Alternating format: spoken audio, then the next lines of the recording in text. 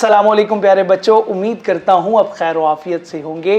Programme कायनात के एक और एपिसोड के साथ मैं हाजिर हूँ। ये प्रोग्राम अपनी सिंफ में एक नायाब प्रोग्राम है, क्योंकि आप लोगों को साइंटिफिक फैक्ट्स के बारे में बताया जाता है और फिर आप लोगों से यानी कि आने वाली नस्ल बच्चों से सवाल किए जाते हैं। और इस प्रोग्राम को मज़ीद इंटरेस्टिंग बनाने के लिए हमारे साथ एक नन्हे गेस्ट भी मौजूद होते हैं और आज के हमारे शो में मूसा रज़ा हमारे साथ मौजूद हैं। उनसे सवालात करेंगे और उनसे जानेंगे कि वो कैसे हैं। अस्सलाम वालेकुम मूसा। जी वालेकुम अस्सलाम। मूसा, कैसे मिजाज हैं? मेरा तो ठीक मिजाज है, आप कैसे हैं? मैं भी बिल्कुल ठीक हूँ। तो मूसा, मेरे साथ अपना प्रीवियस शो का एक्सपीरियंस शेयर करें, कैसा रहा और क्या कुछ सीखा, और आज के शो के लिए आप एक्साइटेड हैं या नहीं? जी, मेरे पिछले शो का एक्सपीरियंस बहुत ज़्यादा अच्छा रहा, क्योंकि मुझे उसमें बहुत कुछ सीखने को मिला और इस शो में तो मैं उससे ज़्यादा एक्साइटेड हूँ, क्योंकि आज हमें और नया कुछ सीखने को मिलेगा। बिल्कुल मूसा, और आज के इस प्रोग्राम में मैं आप लोगों के साथ जो वीडियो शेयर करने जा रहा हूं उसके बारे में मैं आप लोगों को बिल्कुल नहीं बताऊंगा। सिर्फ आप लोगों को ये कहूंगा कि वो वीडियो बहुत इंटरेस्टिंग है और वो जंगली कुत्तों की है। तो मूसा, मुझे बताएं कि आपने कुत्तों को देखा है? जी, मैंने पालतू और आवारा किस्म के कुत्ते बहुत देखे। गली मोहल्लों वाले कुत्तों को भी आपने देखा होगा? जी। तो उनसे कभी वास्ता पड़ा आपका? मेरा एक दफ़ा पड़ा था, मैंने उन पर पत्थर फेंका था वैसे ही मजाक में, तो मेरे पीछे ही पड़ गए थे। उसके बाद से मैंने कभी ऐसा नहीं किया। बिल्कुल सही किया। हाँ, हमारे मुल्क में हर गली कूचे में कुत्ते होते हैं, लेकिन इस तरह जंगली नहीं होते, इसलिए आसानी से घूमते और लोगों को भी उनके साथ चल फिरने में कोई दुश्वारी नहीं होती। लेकिन गली के कुत्ते भी तो काटते हैं। हाँ, ये ताकत वही रखते हैं, मगर ये इंसानों से डरते हैं, क्योंकि जब इंसान गुजर रहे होते हैं ये उन पर सिर्फ भौंकते हैं। आपने देखा होगा अमूमन गली में गुजरने वाले कुत्ते आप लोगों को काटते नहीं हैं, और जब दूसरे दिन आप वहाँ से गुजरते हैं तो ये बिल्कुल आपको अजनबी समझते हैं। लेकिन अगर इन्होंने कोई जहरीली चीज़ खा ली तो इनको रेबीज़ की बीमारी हो जाती है और ये बहुत ज़्यादा ख़तरनाक हो जाते हैं। अंकल जी डरते तो बहुत हैं, जब भी मेरे करीब आते हैं तो मैं जैसे पत्थर भी उठाने ही लगता हूँ, हाथ नीचे करता हूँ तो ये भाग जाते हैं फ़ौरन। चलते हैं आज हम अपनी कायनात में, देखते हैं कि ये जंगली कुत्ते क्या करने जा रहे हैं बाइजन्स के साथ, जो एक बैल की ही जंगलों में रहने वाली किस्म है। और फिर क्या होता है ये आप खुद देखेंगे। इसमें बहुत एक्साइटमेंट है, इसलिए देखते रहें। हाँ तो भाई मूसा, आप मुझे बहुत ज़्यादा एक्साइटेड लग रहे थे और मज़ा आया वीडियो देखने का कि नहीं? मुझे देख के बहुत ज़्यादा मज़ा आया, क्योंकि इससे मुझे काफ़ी ज़्यादा नॉलेज भी मिला है। और एक मौके पर मैं बहुत ज़्यादा डर गया था यार कि कुत्ते इस बच्चे को खा ही ना लें। क्यों? क्योंकि बछड़ा कमज़ोर है और कुत्ते काफ़ी ज़्यादा जंगली हैं। बिल्कुल, बात तो ठीक है कि वो बछड़ा कमज़ोर है, मगर मुझे ये बताएं कि आपने वीडियो में से क्या सीखा है? मैंने ये सीखा है कि जो जंगली कुत्ते हैं पंगा तो कभी भी नहीं लेना चाहिए, उनके काफ़ी जंगली होते हैं। हाँ।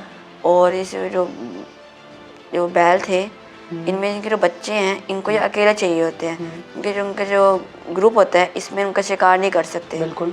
क्योंकि वो काफ़ी ज़्यादा तादाद में होते हैं और जो बड़े बड़े बैल होते हैं वो ताकतवर भी होते हैं। और अगर बछड़े को अकेला मिल जाएगा तो खा लेंगे, क्योंकि ग्रुप में होगा तो नहीं खा पाएंगे, उनके इसलिए इत्तेफाक में बरकत होती है। बिल्कुल ऐसे ही इत्तेफाक में बरकत होती है। तो नाजरीन, मूसा के साथ साथ आप सबको मुतवज्जह करना बेहद ज़रूरी है। वैसे आप वीडियो को देखकर समझ तो गए होंगे कि हमने इस वीडियो में आप लोगों को क्या पैगाम देने की कोशिश की है, मगर छोटे बच्चे जो हैं वो नहीं समझ सके होंगे, तो मैं आप लोगों को बताता चलूँ। एक बड़ा झुंड जंगली वहशी कुत्तों का बछड़ों का शिकार करना चाहता है और उन कुत्तों में बहुत ताकत है और स्टेमिना दौड़ने का भी है, लेकिन उनके अंदर भी कुत्तों वाली सिफ्त है, यानी डर। उन्हें बछड़ा तन्हा चाहिए, और अगर रेवड़ के साथ भी तो ये हमला नहीं कर सकते। अल्लाह ने इस बछड़े के अंदर भी एक सेंसर लगाया है कि वो समझता है कि इसे ख़तरा है और भागता है, लेकिन वो कमज़ोर है। उसकी बका इसी में है कि वो अपने रेवड़ में रहे, और वो रेवड़ भी अपने बच्चों की हिफाजत करता है।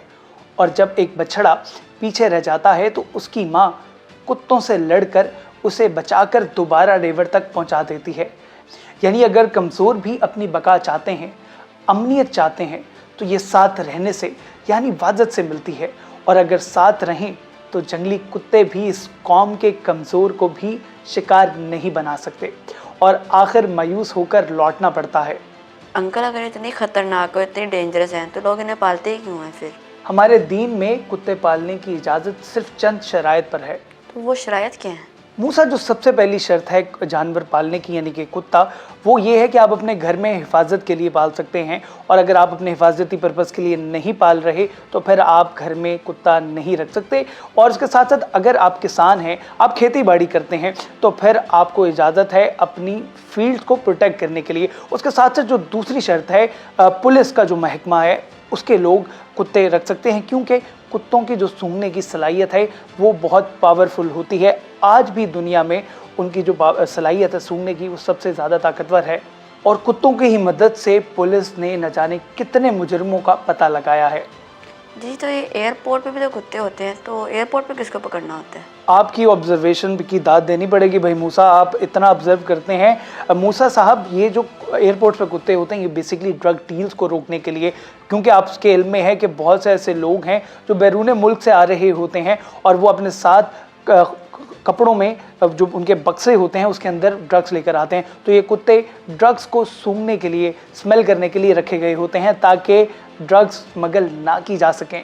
यानी कुत्तों को ड्रग्स की स्मेल के बारे में पता होता है, तभी वो डिटेक्ट कर पाते हैं? जी जी बिल्कुल, क्योंकि जो उनको ट्रेन करते हैं, जो सिक्योरिटी के अमले होते हैं, वो उनको पहले से उसकी स्मेल दे देते हैं, और जब वो स्मेल को याद कर लेते हैं, उनकी क्योंकि याददाश्त भी बहुत तेज़ होती है, और वो ड्रग्स को डिटेक्ट कर लेते हैं कि जी इस बक्से में, इस पर्टिकुलर बक्से के अंदर ड्रग्स हैं।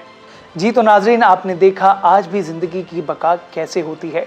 अगर इंसान भी हिम्मत करे और एक होकर मिलकर रहे तो अपनी बका हासिल कर सकता है, और कमज़ोर अफराद भी एक मुआशरे में मिलकर साथ चलें तो वहशियों से महफूज हो सकते हैं।